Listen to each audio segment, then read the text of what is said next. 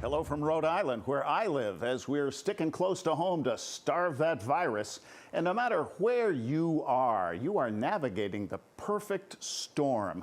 The virus is resurging in places that jumped the gun on reopening. The economy collapsed. So many people are out of work. A bad cop in Minneapolis opened an old wound about racial injustice, and cities have seen riots. So with all of this on our plate, it's understandable if we are tuning out some roiling hotspots elsewhere in the world, which could eventually come back to haunt us. Where? Let's ask John Sitilides of Washington-based Trilogy Advisors. He is a consultant to the U.S. State Department. John, long time no see, and if you had to pick one, what would you call the #1 story elsewhere in the world that is being underreported here at home?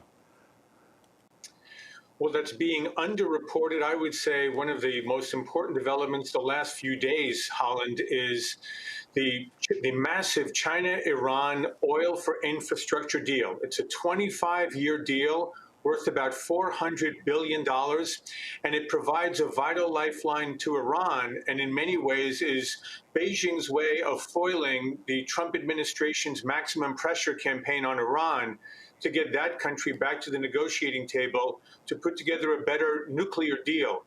So I think that's going to be a story we're going to have to watch very closely, because it's going to potentially upend Middle Eastern politics, and it's certainly going to affect the Trump campaign, the Trump administration's campaign to isolate Iran. So it's going to be a major problem in the U.S.-China relationship. When our president and their president meet, they're all smiles for the camera. But what else does China represent that it is a real ongoing threat to us? Holland, I would say in many ways, the U.S. and China have a deteriorating relationship that is going to put both countries into a new Cold War if we haven't moved there already. And it really comes from a salami slice strategy from Beijing over the last 8 years under the leadership of President Xi Jinping. Made in China 2025 to achieve global dominance and advance breakthrough technologies in ways that undermines innovation, research, and intellectual property in the United States and in Europe. The South China Sea strategy to claim international waterways in violation of the United Nations Convention on the Law of the Sea as sovereign Chinese waterways, which greatly endangers free and open shipping.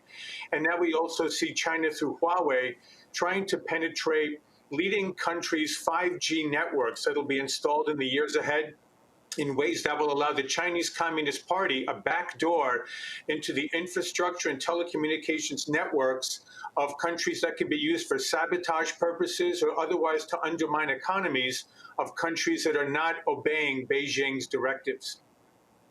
Yeah, this is a real issue, with 5G being the plumbing of the self-driving cars and a lot of the things that we are expecting in the perhaps near future. John, Dateline Hong Kong, both sides are dug in. The pictures aren't pretty. What do you predict is the inevitable outcome, and how will that impact us here in that stack of bills on the kitchen table? Yeah, it's a very important question you ask, Colin, and unfortunately, I think the near-term future for Hong Kong is rather bleak.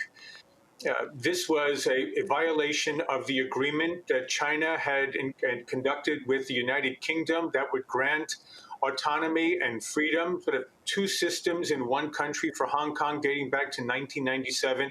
It was supposed to last 50 years, and the Chinese have withdrawn freedom and autonomy from Hong Kong 27 years prior to what was permitted under that agreement.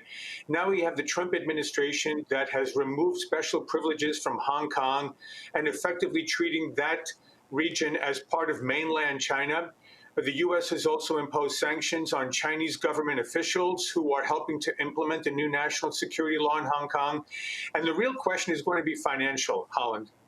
Hong Kong is a global financial hub. It's enjoyed that status for decades. But now, if it's going to be treated as part of mainland China, do you have a banking giant such as HSBC, which is based in London and does about 50 to 80% of its profits in Asia? Will it withdraw from Hong Kong? And if it does, how does China engage in the kind of high stakes financial transactions with the world that HSBC and Hong Kong have allowed? There's really no replacement for Hong Kong for China anytime soon. And ultimately, it's the citizens of Hong Kong who are being deprived of freedom and liberty that's maybe the saddest part of this story overall. There's a common thread through everything you have said so far, and it strikes me as cultural, that we Americans change our presidents every 4 or 8 years. We tend to think shorter term. We haven't got much of a cultural attention span. It seems like China has a built-in advantage because they think so far down the road. Is that simplistic?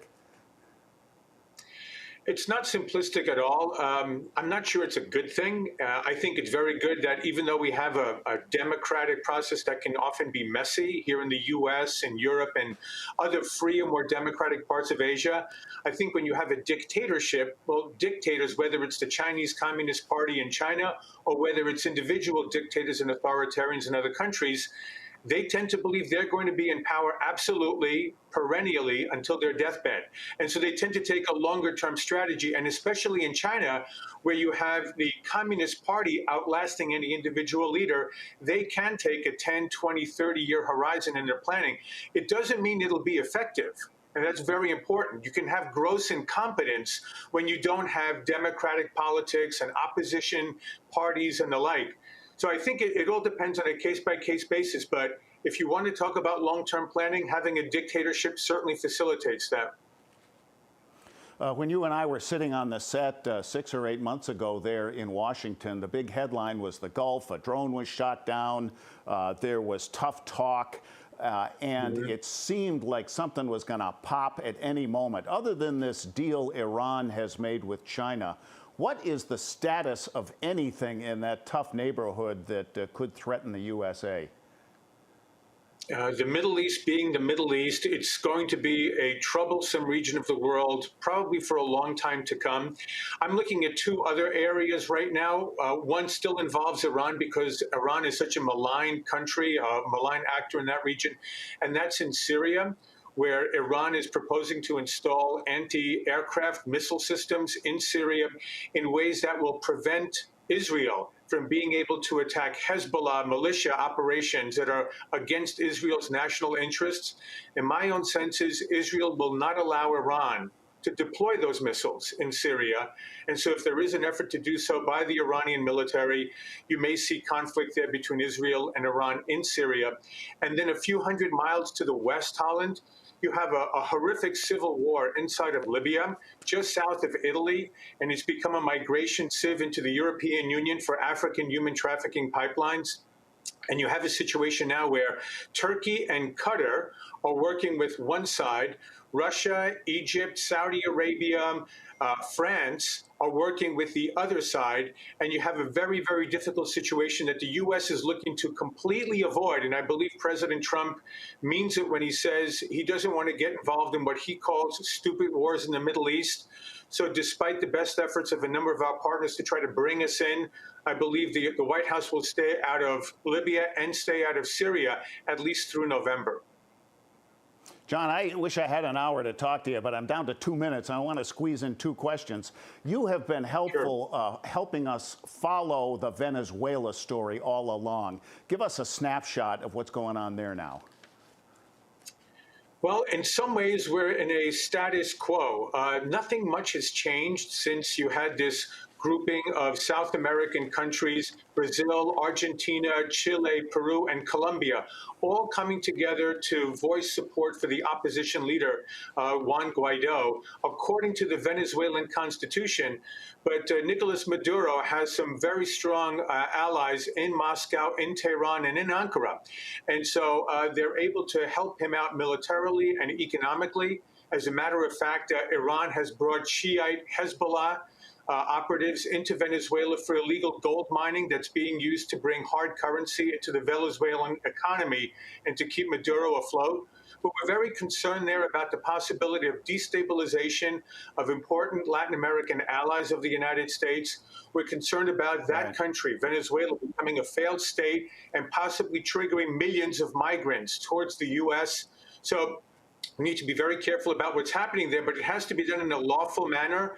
And so far, Maduro has been able to withstand the opposition within the country and internationally. He's got 9 lives. John, you've got a hell of a Rolodex. Every day you're speaking to contacts all around the world. And just this morning, I heard a public health official say that Miami is the new Wuhan. There are 29 EU countries that won't let us in. The Toronto Blue Jays are going to play their home games in Buffalo so they don't have to cross the border. How is the USA's treatment or lack thereof of this pandemic playing to people and world leaders around the world? Give me 30 seconds. Well, first of all, Holland, there's only one Wuhan. That's where this virus originated. And unfortunately, the Chinese either covered it up or engaged in gross incompetence and spread a local disease and turned it into a global pandemic. Miami-Dade has a large number of elderly people, and it also has many apartment buildings. There are conditions that are unique to Miami-Dade County that don't apply to other parts of Florida, and we see this in other parts of the United States as well.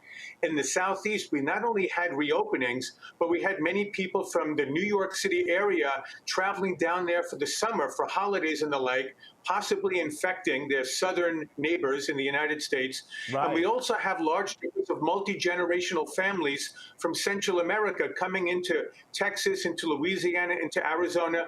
There are multiple factors, Holland, but the thing to keep in mind is 50 states, each state has a different protocol for dealing with COVID. This is not a parliamentary democracy like in Europe. It's a federal republic. Right. All the president can do is provide all the support these states and governors need.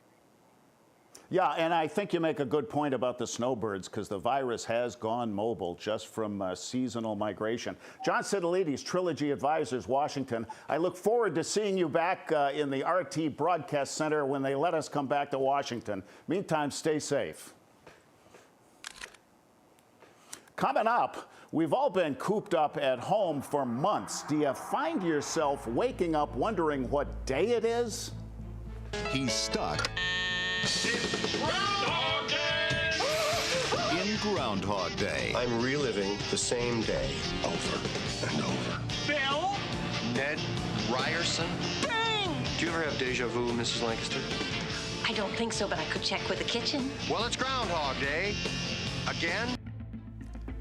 We'll talk about making the most of this moment we have right now with psychotherapist Nancy Collier when we come back. This is The Big Picture on RT America.